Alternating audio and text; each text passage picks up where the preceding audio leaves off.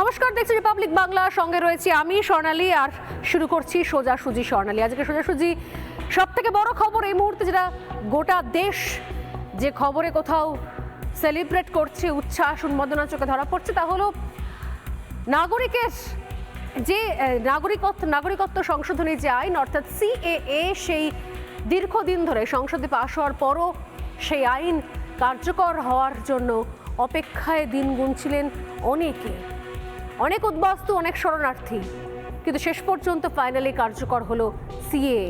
এবং যেরকম জানতে পারা যাচ্ছে যে আজকে ইতিমধ্যেই শিলমোহর দেওয়া হলো এবং বিজ্ঞপ্তি জারি করা হয়েছে, এবং সেই বিজ্ঞপ্তি অনুযায়ী আগামীকাল থেকে লাগু হতে চলেছে সিএএ, অর্থাৎ নাগরিকত্ব সংশোধনী আইন।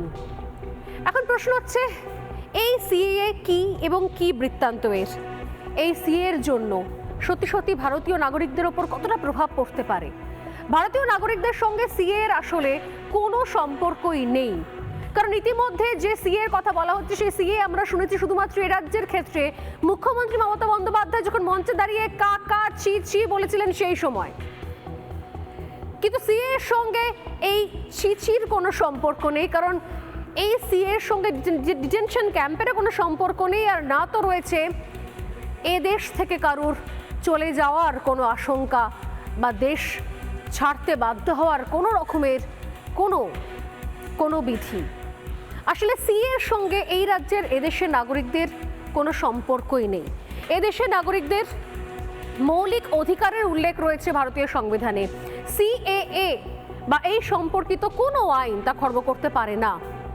এই সম্পর্কিত ভুল তথ্য প্রচার করা হচ্ছে, দীর্ঘদিন ধরে হয়েছে।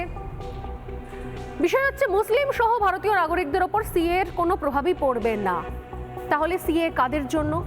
আজ যখন সংসদে পাশ হয়ে যাওয়ার প্রায় 4 বছর অপেক্ষায় যারা দিন গুজরান করেছেন, অর্থাৎ মতুয়া থেকে শুরু করে আরো অনেক উদ্বাস্তুরা যারা নাগরিকত্বের জন্য অপেক্ষা করেছেন দীর্ঘদিন ধরে, যারা শরণার্থী হয়ে দেশে চলে এসেছিলেন, কি ভয়ঙ্কর পরিস্থিতির মধ্যে যারা দেশান্তরী হয়েছিলেন, ছেড়ে চলে এসেছিলেন নিজেদের জমি জমা, জায়গা, সম্পত্তি, মাটি, কতদিন ধরে কত লড়াই হয়ে গিয়েছে, কতদিন ধরে শুধুমাত্র নাগরিকত্ব পাওয়ার অপেক্ষায় তারা দিন গুনেছেন। আজ তাদের নাগরিকত্ব দেওয়ার আইনে শিলমোহর পড়ে গেল। আইনে আগেই শিলমোহর পড়েছে, এবার সেই বিধি, সেই প্রক্রিয়া, সেটা কার্যকর হতে চলেছে গোটা দেশ জুড়ে।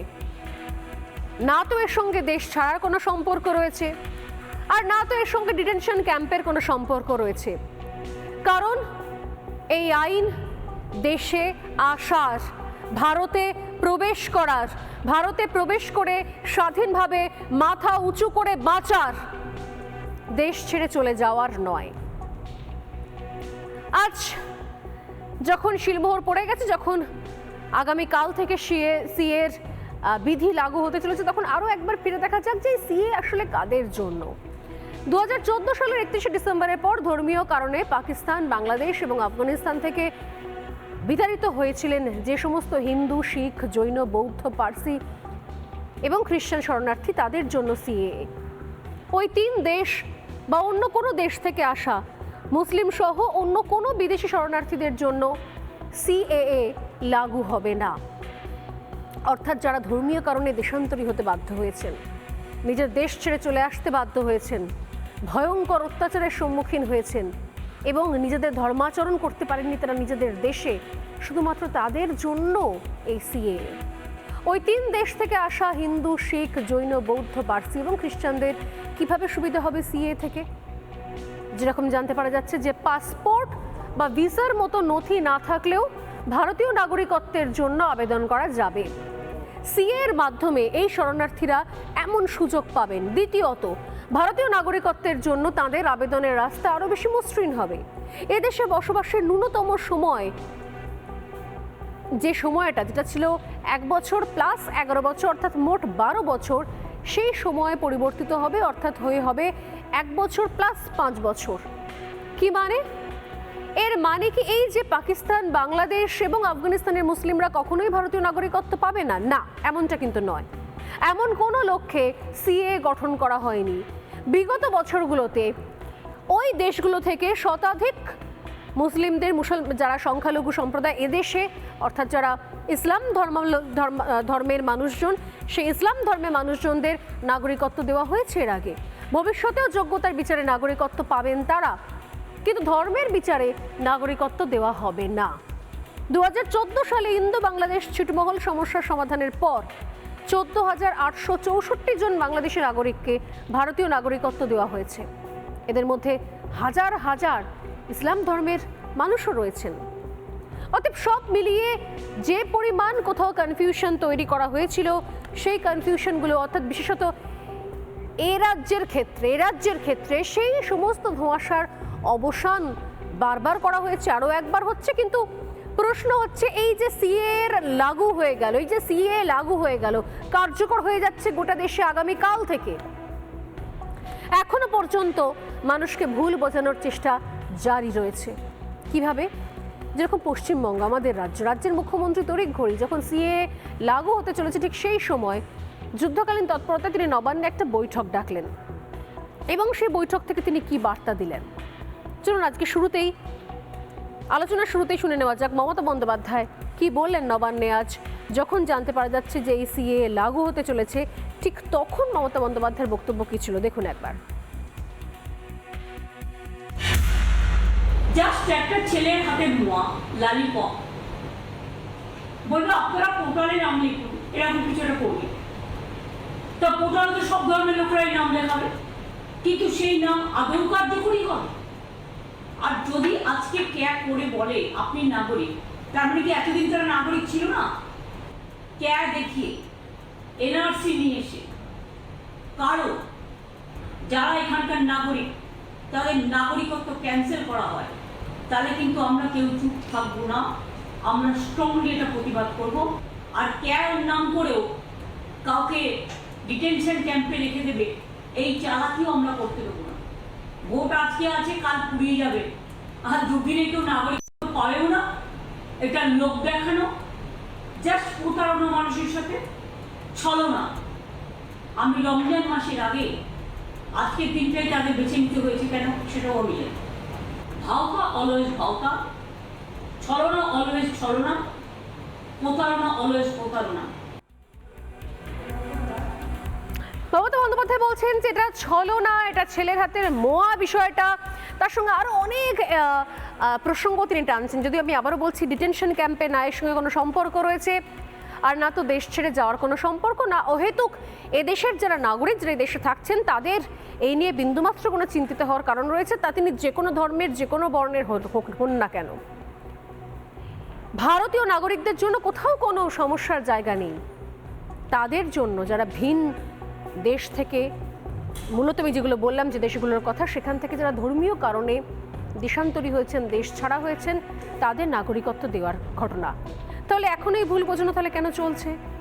কেন ভয়ের বাতাবরণ তৈরি করার চেষ্টা চলছে? এটাকে নেহাত না বুঝে, নাকি বুঝে ইচ্ছাকৃতভাবে, যাতে আরও একবার করে পুরো বিষয়টা গুলিয়ে দেওয়া যায়?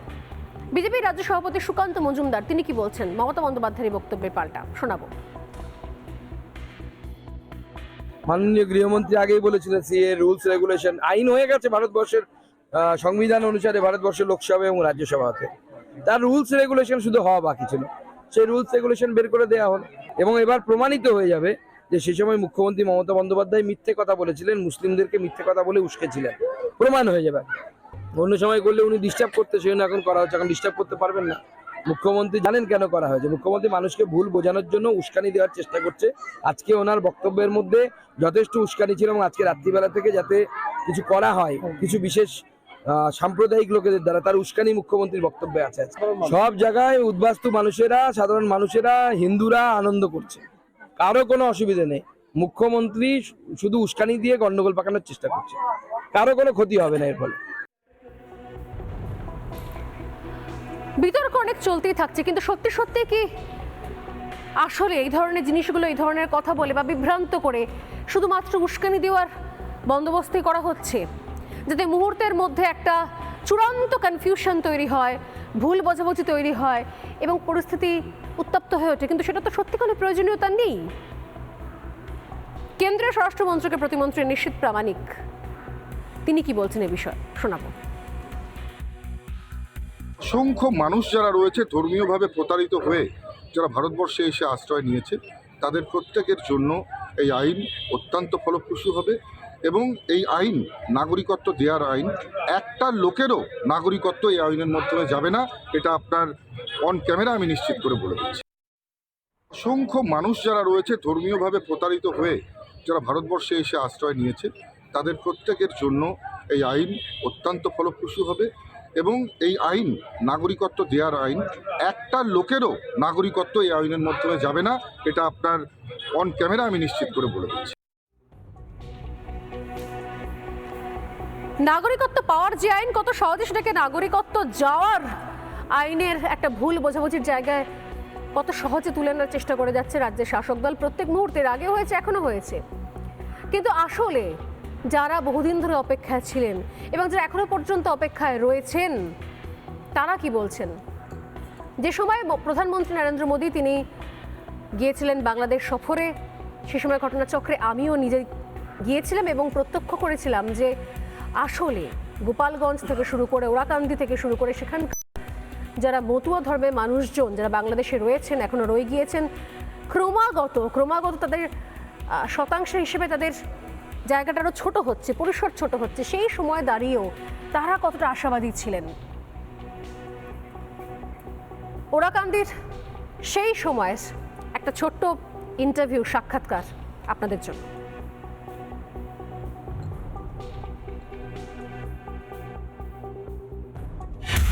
শুধুমাত্র স্কুল তো শুধু নয়, একই সঙ্গে তিনি বার্তা দিলেন যে এবার থেকে এপার বাংলার মতো ওপার বাংলার মতুয়ার মধ্যে কোনো পার্থক্য নেই। তিনি আছেন সব পারের জন্য এবং তিনি সব রকমভাবে চান যাতে এই মতুয়া সম্প্রদায়, মতুয়া ধর্মের মানুষজন তারা নিজেদের পরিচয় নিয়ে আর কোনো মানে কোনো কোনো ব্যাপারে কোনো অন্য কোনো মত দ্বিধা তাদের দরকার নাই। তাদের একটাই যেন পথের মানে চলার পথের প্রতীক এই মতুয়া সম্প্রদায় এবং হরিচাঁদ গুরুচাঁদ, সেইটাই উনি বলে গেছেন। এইটাতে কতটা উজ্জীবিত হচ্ছেন আপনারা যে কোথাও একটা একটা একটা সমর্থন, কোথাও একটা এই যে আশ্বাস, এই যে বার্তা, এই যে ভরসার হাত, এটা কতটা? এটা হচ্ছে আমাদের একটা বড় পাওনা। উনি বলে গেছেন, ওনাই বলেছিলেন, মানে সবাই বলেছিলেন যে আমরা মোদিজির কাছে কি চাই। মোদিজি যে আমাদের এখানে আসছেন এতে আমরা ধন্য, কৃতজ্ঞ এবং গর্বিত যে উনি এখানে আসছেন। ওনার আমাদের কোনো চাওয়া পাওয়া নাই ওনার কাছে। উনি সুস্থ থাকুন, ভালো থাকুন, দীর্ঘজীবী হোক, সুখময় শান্তিময় ওনার জীবন হোক, ওনার চলার পথ সুগম হোক, এটাই আমরা চাই।